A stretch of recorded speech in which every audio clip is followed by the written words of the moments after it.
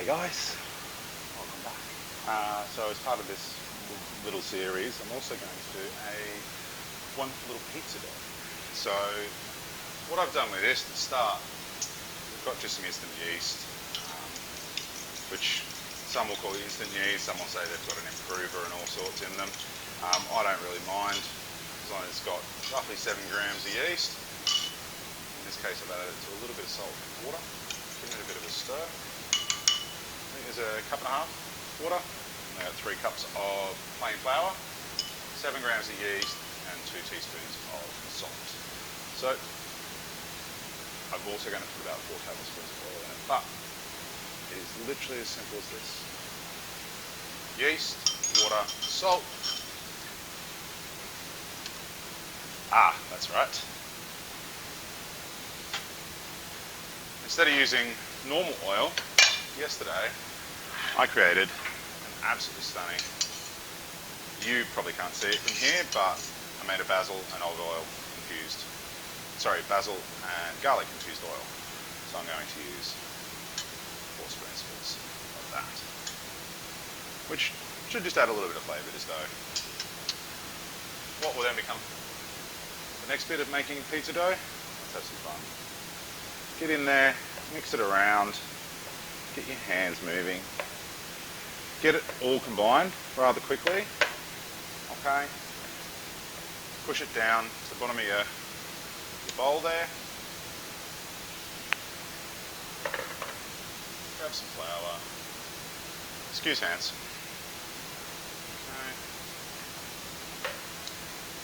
Okay. Now we're going to work just that little bit. Again, similar to the gnocchi, just before, we're not going to overwork it. We don't want to stand there for the next 20 minutes kneading it until it's some sort of silky smooth perfect thing. We want to do this nice and quick, just making sure that what we've got is a well combined pizza dough. Because the last thing you want is all the gluten, which is what causes it, to strengthen. I believe it actually lengthens is the word for it. I could be wrong. Someone feels like correcting me on that one. Not enough flour. One of the ways you know if you've got enough flour is just how sticky it is. Okay? So if I'm trying to work with it like this and I can't, not enough flour. Just add a little bit more. And just again, still just working it. Folding it through. Over, over, over. Knead, knead, knead. As it gets sticky, add a bit more flour. Alright. Maisie, it's not for you. Back it up. Back it up. Good girl. Some of you may not be aware, but Maisie too likes pizza. She's just making sure that everybody knows that. So I'll just get rid of all these little pockets here.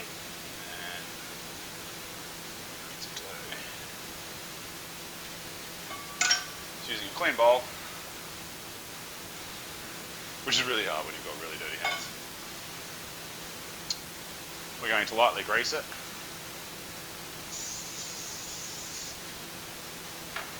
Clean that off in a minute. Because otherwise I'll go and reach for that can later and find it's covered in dough. Which wouldn't be the first, won't be the last. Alright. So, wet hands, make this job a little bit easier. I'm going to pick this dough up. Okay. So, I can't feel in there any big clumps, which is what we're trying to avoid. Alright. Make it into a little bit of a ball. Into the bottom of that. Now that's going to double. Alright. We're going to let that prove. It'll end up somewhere up here. What that means is we're going to let the yeast work inside there, and we're going to let it bring out some bubbles. Once done that, I'm going to turn the little rounds, I'm going to flatten it out, and we'll have our pizza doughs. So, as far as proving, damp tea towel.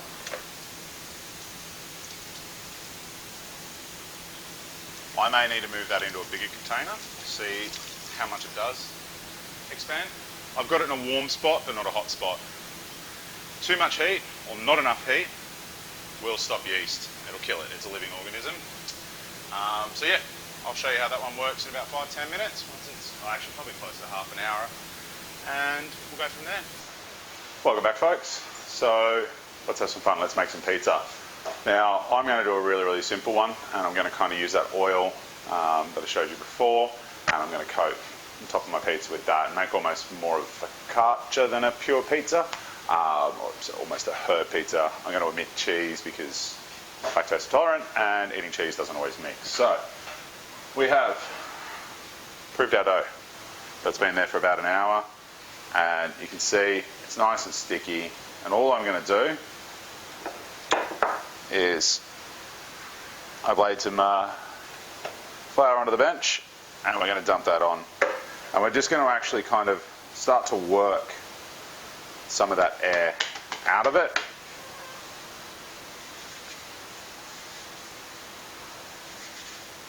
Alright, and then we're going to cut this straight in half.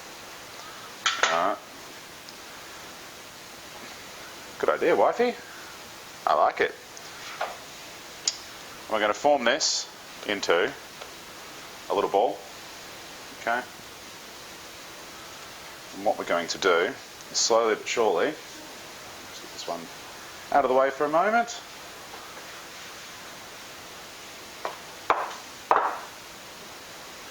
And we're just going to stretch it a bit. Alright. And good old-fashioned rolling pin. Always remember, coat your rolling pin, because otherwise all you're going to do is end up with huge amounts of dough attached to it. Now, do you want to make a perfect circle shape? Do what I'm about to do. Make sure you coat it with a bit of flour as well, and a little bit of grease. So I've just sprayed that into there, and what we're going to do is spread it out so that our dough fully coats the bottom of our tray. So this is an actual pizza tray, which will help it crisp up a little quicker. You can keep it thinner, thicker. Apparently I don't remember how to speak English. You can make it as thick or as thin as you like. I tend to prefer a more thin, crispy base. Some people like that really nice, thick, dense base. What wifey brought me was some feta. So what I am going to actually do, regardless of how bad cheese is for me, I'm going to drizzle this garlic and basil oil over it. Now you can use anything. It could be you could use a bit of passata as a base, and add some herbs, and you've got sort of your standard almost, what's the word for it, margarita. You could add that same tomato sauce and some ham. Don't add pineapple. Pineapple is horrible on pizzas, and this should be considered a hate crime. You could add salami, all sorts. Make it to what you enjoy. Just remember, don't overload it, and don't put things on that are going to leak too much moisture as they cook. Alright, because we are using a home oven for this. So I have here some Danish feta that we're also going to chuck over the top of it, because I forgot I had it, and it's actually one of those cheeses that doesn't seem to do too much harm. So I'm going to crumble some feta. Okay, let's crumble that all around, and I'm probably going to just add a dash of mixed herbs to it, I think, just to liven it up that little bit, give it a little bit of flavour. And then it's going to go into the oven for about 10 to 15 minutes. Now I've got my oven, I was preheating it to just on 200. I will probably crank it right up to around that 250 mark, because, well, let's be honest, pizza does need typically a slightly higher heat. So we have some mixed herbs, and of course the obligatory, because I'm a chef, I'm going to add some salt and pepper. Okay, so just a sprinkle of sea salt flakes there, and some pepper. I am going to crank that oven up to around that 250 mark now that I'm putting the pizza in, and I'm going to give that sort of 10 to 15 minutes. Now what you've got here is a leftover pizza dough. I'm not cooking 2 pizzas tonight, I'm only going to cook 1. So what I'm actually going to do is mould that into a nice round ball. Going to coat it in some flour, and then I'm going to put that into a sandwich bag and just put it in the freezer.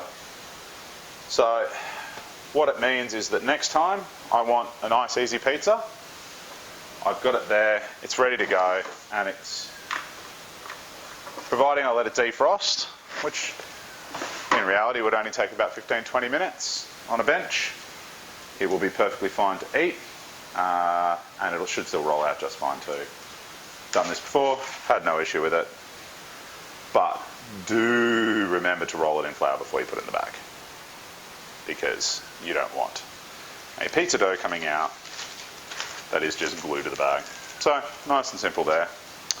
Alright folks, I'll be back in probably about 15 minutes and I'll show you how this pizza looks, and then I think we'll move on to the final one, which will be the damper, which is always a bit of fun and always good with like a soup or a stew.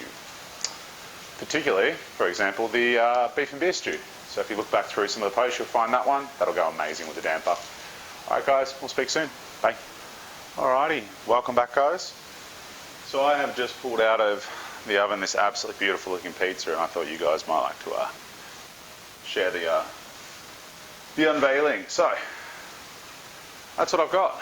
So I've got a beautiful thin pizza, alright, crispy on the outside, uniformly cooked underneath with a nice crust. So all I'm going to do, honestly, for that one, I'm just going to cut it straight through the centre and go and feed the velociraptors, otherwise known as my family, and try to keep my hands out of the way. Soon to come, still the damper. We'll have a look at what that looks like. Till then, I'm going to go eat some pizza and we'll talk soon, guys.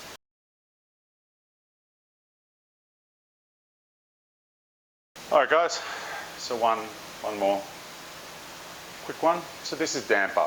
Now, the reason I'm doing damper is, it's one of those ones that, with everything going on in the world right now, I understand that a lot of people are struggling to get the resources they want. And while what I've tried to show here tonight is real simple recipes, so flour, eggs, potatoes, the real staples. I know some people can't even get a hold of those right now, but what I'm trying to show you is, you know, we do receive a care package where you do go to the shops and all you can find is some potatoes, you get lucky and you get some flour on the shelves. You can still make some really, really nice meals. Now, damper is as classic as it comes here in Australia. So you think about the old frontiersmen and our bushrangers and the like, they had very limited resources. They had flour, they had sugar, they had salt, they had water. Damper is literally 2 parts flour, 1 part water with some salt added in, and then it's usually cooked in a cast iron camp oven or the like. So it's very dense. It's not a light, fluffy, bright sort of bread. You can use self-raising flour and or a little bit of baking powder and the like, which will help raise it up. But traditionally, it was those 3 ingredients. And that's kind of what I'm trying to show is the real true simplicity of it. So all I've got, 2 cups of sifted flour. All I'm going to add 1 cup of water to that. I'm going to add just on 2 teaspoons of salt, which I prepared earlier. 1 and 2. Some people kind of say that the flavour is akin to, well, glue when it's cooked. We're going to get that out onto that pan, or out onto that counter. We may add a little bit more flour as needed, just to make it easy to work with. Damper is again one of those ones we don't want to overwork. Okay. So I'm making quite a small one. All we're going to do is just roll it around, move it around, get it nice and nicely shaped. Don't overwork it. Make sure you got it all mixed. And then all we're going to do, roll it into a ball. Okay, flatten it down. I'm actually going to put a couple of slices through it, which will just make it easier to tear later. And then we're going to get into that oven. These will take about 45 minutes to cook. So I'm just going to brush it with a bit of water. Some may use milk, but again, I'm sticking to the original recipe and the way it was done, because there may come a time when you don't have all those nice, easy things laying around your house. So I've just cut 4 slices across the top there, and then all I'm going to do is move it into a cast iron pan, and I'm going to grease quickly.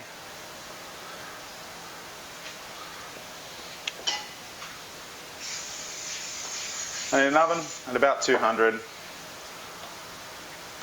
We'll bring that out after about 40 minutes, and what we want it to be is, I'm going to have to adjust this. Let's move that pizza up one, and then we'll slide that in. And it'll be nice and golden on the outside. You'll be able to tap it, and it'll actually almost make a hollow sound. Alrighty guys, I'll be back shortly, and we'll see how it looks. Alright guys, this is the last little bit of this short video. So what we have here is our finished damper. So tapping on the bottom of it sounds hollow. Alright, now damper is quite dense. It's quite rubbery. Damper is absolutely beautiful. So as you can see, absolutely beautiful, dipped into whether it be a nice stew or the like. It's got the texture of, I actually don't even know how to describe it properly, but it's doughy without being, I guess, like a brick. It's kind of rubbery. Absolutely beautiful though, mind you. Sort of thing that if you have very little else around, you didn't have a ton that you could nom on, damper would do the trick. Miss Maisie, would you like some? Good girl. Lay down.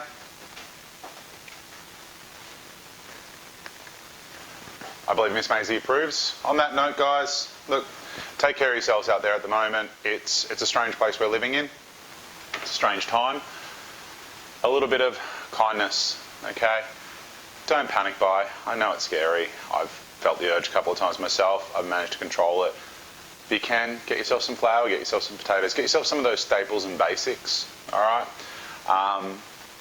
Your mums, your dads, your family, your friends, the elderly, give them a call. Say, hey guys, look, are you okay? Do you need anything? Can I help you? Pass this video around. They're very simple recipes. Maybe someone who is in a position where that's all they've got available to them, this may help. Look, at Obie's Guide, we're here, and I've created this entire thing because I want to help the vulnerable. I want to help those who need it most, okay? We've just announced that unfortunately we're putting a hold on our cooking lessons for the next month, mostly because going into the homes of those who are vulnerable definitely isn't I guess, the safest way to try and avoid spreading this virus that's going around, alright guys? So look after each other, honestly, stay safe, and I'll talk to you all soon, okay?